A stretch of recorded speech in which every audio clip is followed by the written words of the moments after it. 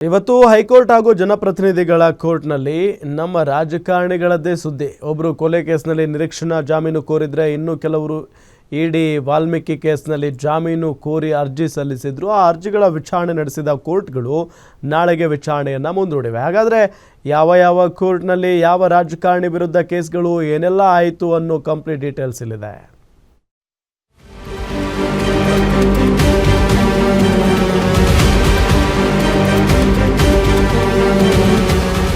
ಬೆಕ್ಲೂರು ಶಿವ ಕೊಲೆ ಪ್ರಕರಣದಲ್ಲಿ 5ನೇ ಆರೋಪಿಯಾಗಿರೋ ಶಾಸಕ ಭೈರತಿ ಬಸವರಾಜ್ ನಿರೀಕ್ಷಣಾ ಜಾಮೀನು ಕೋರಿ ಸಲ್ಲಿಸಿದ್ದ ಅರ್ಜಿಯನ್ನ ಇಂದು ಹೈಕೋರ್ಟ್ ಕೈಗೆತ್ತಿಕೊಂಡಿತ್ತು. ನ್ಯಾಯಮೂರ್ತಿ ಸುನಿಲ್ ದತ್ ಯಾದವ್ ಪೀಠದಲ್ಲಿ ನಡೆದ ವಿಚಾರಣೆ ವೇಳೆ ಭೈರತಿ ಪರವಾಗಿ ಸಂದೇಶ್ ಚೌಟಾ ವಾದ ಮಂಡನೆ ಮಾಡಿದ್ರು.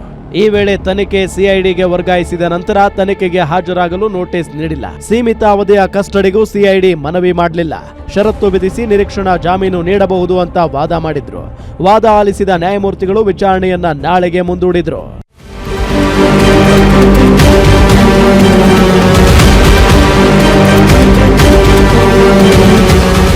ವಾಲ್ಮೀಕಿ ಅಭಿವೃದ್ಧಿ ನಿಗಮದಲ್ಲಿ ನಡೆದಿದ್ದ 87 ಕೋಟಿ ಅಕ್ರಮಕ್ಕೆ ಕೇಸ್ ಸಂಬಂಧ ಬಂಧನದ ಭೀತಿಯಲ್ಲಿರೋ ಮಾಜಿ ಸಚಿವ ನಾಗೇಂದ್ರ ನಿರೀಕ್ಷಣಾ ಜಾಮೀನು ಅರ್ಜಿ ಕೋರಿ ಅರ್ಜಿ ಸಲ್ಲಿಸಿದ್ರು. ಇಂದು ಅರ್ಜಿ ವಿಚಾರಣೆ ನಡೆಸಿದ ಜನಪ್ರತಿನಿಧಿಗಳ ವಿಶೇಷ ಕೋರ್ಟ್ ಆದೇಶವನ್ನ ನಾಳೆಗೆ ಕಾಯ್ದಿರಿಸಿದರು. ಮತ್ತೊಂದೆಡೆ ಇಡೀ ಪ್ರಕರಣದಲ್ಲಿ ಕಾರವಾರ ಶಾಸಕ ಸತೀಶ್ ಸೈಲ್ ಜಾಮೀನು ಕೋರಿ ಸಲ್ಲಿಸಿದ್ದ ಅರ್ಜಿಯ ವಿಚಾರಣೆಯೂ ನಡೆಯಿತು.